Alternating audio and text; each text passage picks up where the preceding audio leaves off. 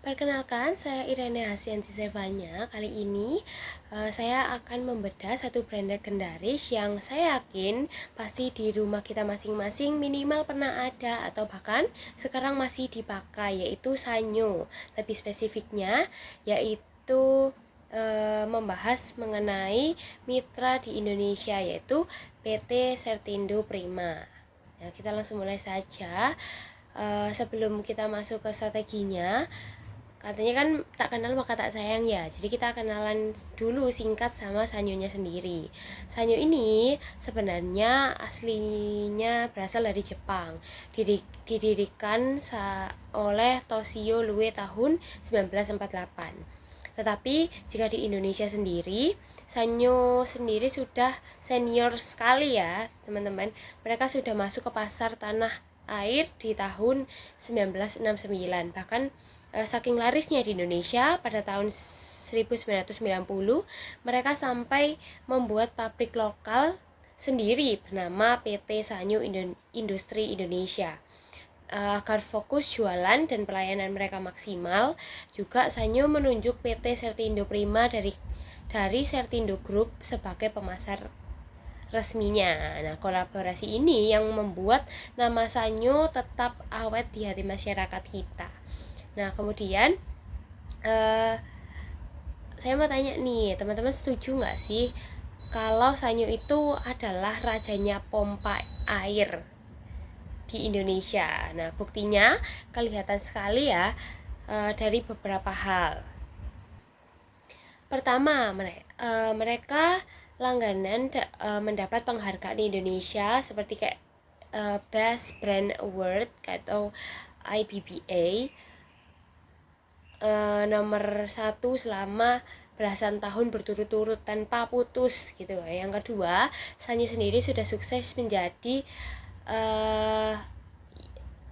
brand generik namanya gitu. Contoh gampangnya seperti kalau di rumah Indonesia airnya mati, kita pasti refleks bilang, airnya tolong nyalain Sanyo dong, kayak gitu. Padahal belum tentu merek pompanya itu Sanyo. Nah, bisa jadi merek lain tapi sebutannya tetap Sanyo. Nah, ini bukti kalau branding mereka suksesnya luar biasa.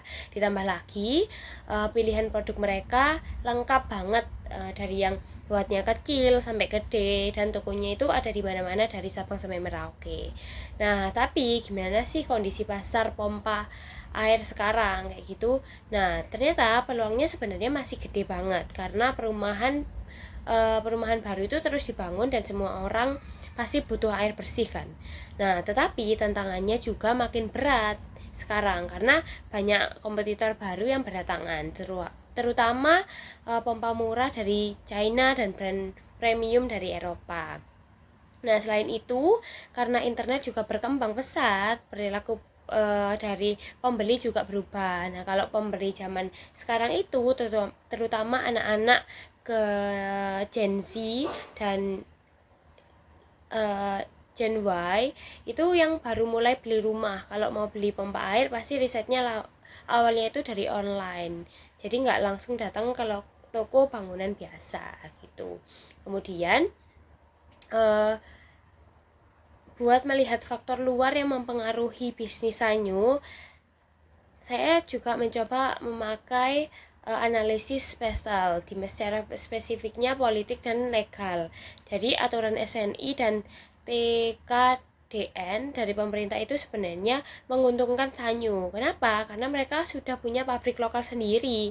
Tapi secara ekonomi mereka harus pintar-pintar atur harga mereka, karena harga bahan baku logam dunia itu sering naik turun. Kemudian di secara sosial dan teknologi, masyarakat perkotaan sekarang itu suka pompa yang nggak berisik, hemat energi, hemat listrik, dan ukurannya ringkas. Nah, ini juga menjadi tantangan buat Sanyo buat terus memperbaharui teknologi dari pompanya. Kemudian kalau kita intip petanya lewat Potter's 5 Forces itu bisa dibilang tingkat persaingan di industri ini memang tinggi banget karena banyak merek yang murah itu lagi perang harga di marketplace. Jadi pembeli juga punya daya tawar yang tinggi karena gampang bandingin harga lewat handphone. Nah, tapi kabar baiknya lagi, kalau buat Sanyo, ancaman produk pengganti itu rendah banget. Kenapa? Karena di Indonesia layanan air bersih dari pemerintah atau PDAM itu jangkauannya masih belum merata. Jadi punya pompa air mandiri di rumah itu bukan lagi kebutuhan perlengkapan, tapi barang wajib yang harus ada kalau di Indonesia. Nah, terus apa sih senjata rahasia Sanyo yang buat kompetitor baru susah buat ngejar lewat analisis VRIO? Nah, jawabannya adalah brand legacy. Nama besarnya sejak tahun 1969 dan jaringan distribusi yang super luas. Dua hal ini berharga banget, langka, mahal banget, dan kalau kompetitor mau tiru dari nol dan dikelola dengan sangat rapi oleh PT Sertindo Prima, itu jadinya meskipun banyak merek baru bermunculan dengan harga murah, jadi mereka butuh waktu puluhan tahun buat bisa dapat tingkat kepercayaan konsumen yang sama seperti Sanyo gitu. Nah, kemudian kita mau ngomongin tentang analisis SWOT biar strateginya gampang dipetakan kan. Jadi kita perlu strategi SWOT yang jelas, mulai dari strength-nya yang jelas. Nah, nama besar. Nah, untuk analisis SWOT yang pertama adalah strength. Nah, strength-nya itu harus jelas. Sudah jelas. Nama besar, kemudian dipercaya, dan garansinya sampai 5 tahun. Tetapi weakness-nya itu ternyata harganya relatif premium dan produknya emang hanya berfokus ke pompa air saja. Nah, di sisi lain kita tetapi punya namanya opportunity yang besar di pasar online dan edukasi ke generasi muda. Nah, peluang ini harus cepat dimanfaatkan untuk melawan threat-nya, yaitu banjirnya pompa murah import asal China dan marketplace yang sering bikin konsumen itu tergiur karena harganya yang murah atau harganya miring seperti itu. Nah, kemudian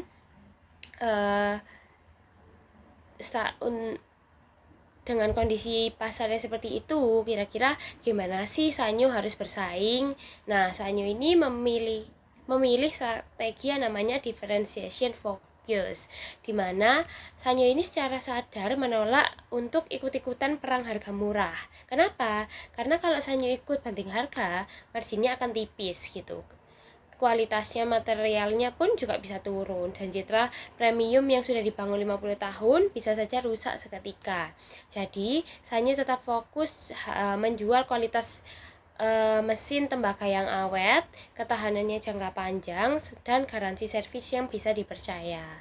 Nah, kemudian gimana sih cara menjalankan strategi pembeda itu di lapangan? Seperti itu kan, PT Sertindo Prima ini menerapkan pendekatan omnichannel. Nah, mereka ini nggak cuma mengandalkan toko fisik tradisional di daerah-daerah saja, tapi sekarang sudah aktif merambah ke dunia digital lewat official store di marketplace dan kolaborasi bareng influencer bangunan. Nah, selain itu, layanan Purna Jual diperkuat dengan teknisi yang siap bantu. Jadi terus meluncur inovasi produk baru kayak pompa pendorong yang booster otomatis yang cocok untuk rumah minimalis perkotaan seperti itu. Dan ini dia buktinya kalau strategi mereka berhasil. Jadi berdasarkan survei indeks Indonesia Best Brand Award, Sanyo ini memimpin jauh banget, berada di posisi puncak dengan skor 60,5%, sementara kompetitor terdekatnya sementara kompetitor terdekatnya di peringkat kedua hanya skor di 43,7%. Nah, selisih angka yang cukup jauh kan, ini ngebuktiin kalau Sanyo sendiri di mata konsumen Indonesia itu masih oke gitu loh, dan nggak bisa tergantikan.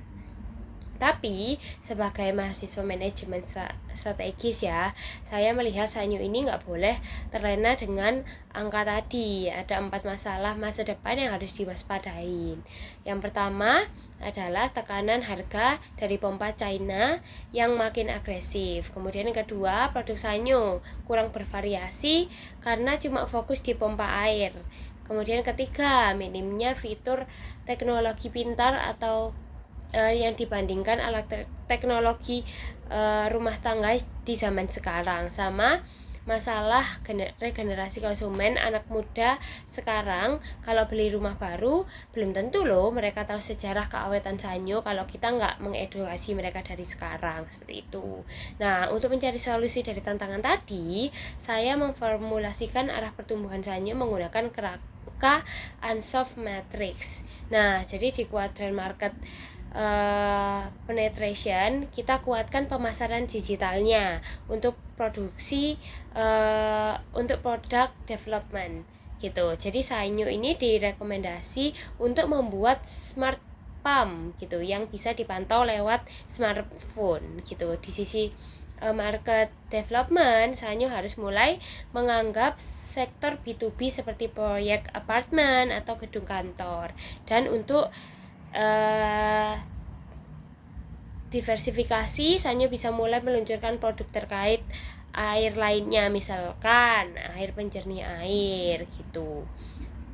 Nah, dari analisis matriks tadi, ini rekomendasi solusi konkret dari saya untuk Sanyo dan PT Sertindo Prima. Jadi pertama, kita lawan pompa murah tanpa garansi lewat layanan servis cepat home service 1x24 jam beres. Kedua, kita mau meluncurkan pompa berteknologi yang cocok sama konsep smart home modern. Kemudian yang ketiga, untuk tim jualan khususnya proyek B2B komersial,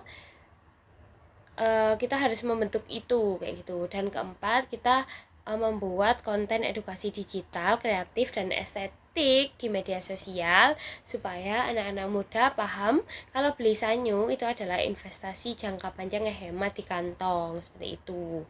Nah, biar ide-ide tadi dieksekusi dengan nyata, saya sudah buatkan roadmap implementasi selama 3 tahun ke depan.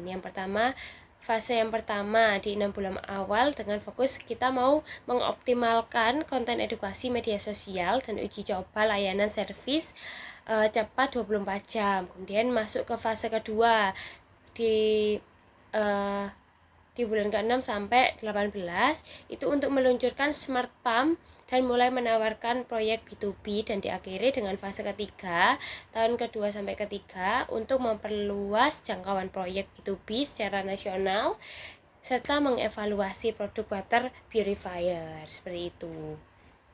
Nah, terakhir, gimana cara kita mengukur kalau strategi ini berhasil gitu kan? Kita pakai yang namanya KPI atau Key Performance Indicator gitu yang terukur. Nah, target kita adalah mempertahankan posisi nomor 1 di ajang IBBA. Jadi menjaga tren penjualan tahun tetap tumbuh stabil, meningkatkan interaksi digital dengan audiens muda, dan paling penting dalam 3 tahun produk smart pump ini pump sama B2B komersial harus bisa menyumbang minimal 15% dari total omset penjualan perusahaan. Nah, sebagai penutup, dengan nama besar kualitas Jepang milik Sanyo serta kekuatan distribusi fisik dari PT Sertindo Prima, saya yakin bahwa merek ini akan terus sukses dan mengalirkan kehidupan bagi jutaan keluarga di Indonesia lintas generasi ya. Dan sekian presentasi dari saya. Terima kasih banyak atas perhatian semuanya. Dan terima kasih.